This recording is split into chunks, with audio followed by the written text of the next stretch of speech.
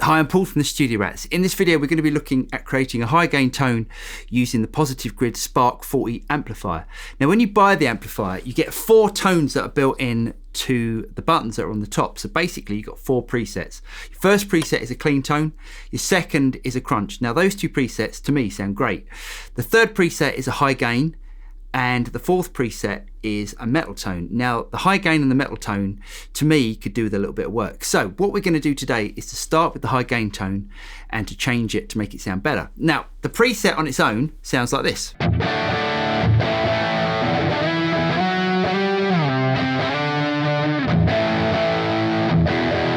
Now, if we chug on the strings, as you can hear, it just lacks a bit of definition and it's a bit woolly sounding. So what I'm going to do first of all, let's turn the delay off just so we can get the initial guitar tone. And let's click on the amp. Now the amp that it's using is the Plexi, so I'm going to double tap on the amps and I'm going to change the amp to the Insane. Now the Insane amp sounds like this.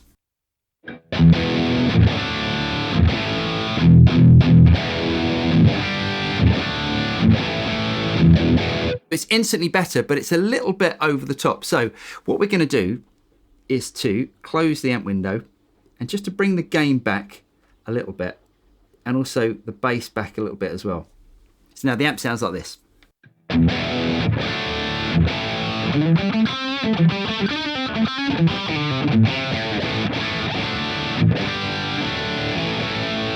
You might be thinking, well, I'd like a little bit more gain to make it even more high gain than that. So what we're going to do is double tap on the drive settings and we're going to change the drive to the booster.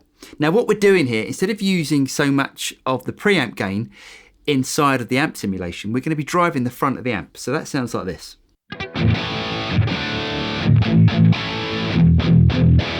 So if I take it off and bring in,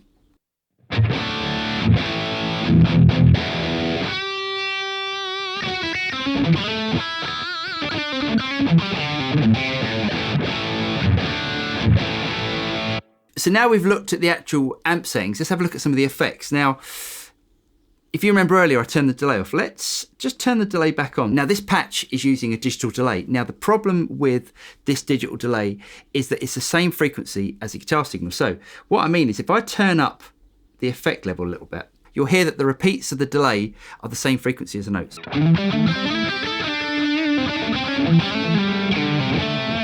So now we haven't got any definition in our guitar tone because the delays are the same frequency. So what I'm going to do is double click on the delays and we're going to change it to vintage delay. Now the vintage delay is an analog delay model. The first thing I'm going to do is take it off BPM mode. Now that's going to enable us to fine tune the delay as opposed to it being divisions of the actual tempo.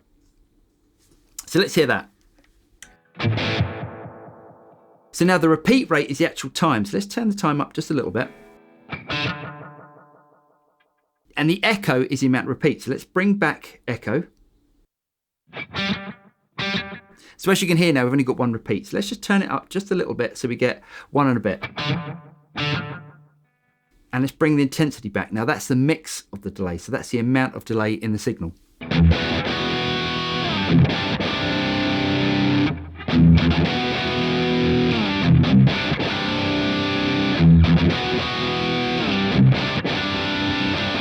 Now, if we want more delay, we just turn the intensity up a little bit.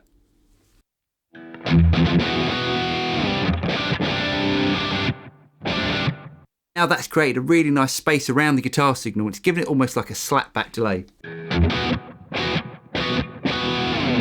Now lastly, I just want to have a quick look at the reverb. Now the reverb that's on this patch actually sounds really good, but we can improve it a little bit more by double tapping and choosing Room Studio A, as that brightens it up a little bit.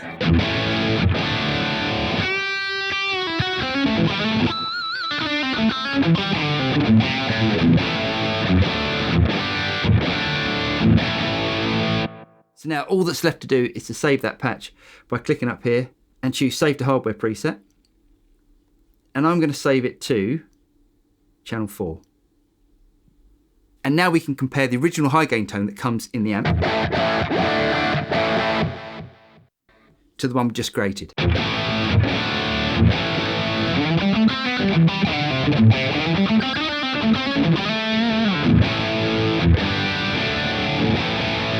I'm Paul from the Studio Rats. I really hope you guys got something out of that. If you did get something out of it, don't forget to like and subscribe, and you'll be notified of any future videos that come out from the Studio Rats. I'm Paul, and I'll see you next time. Cheers.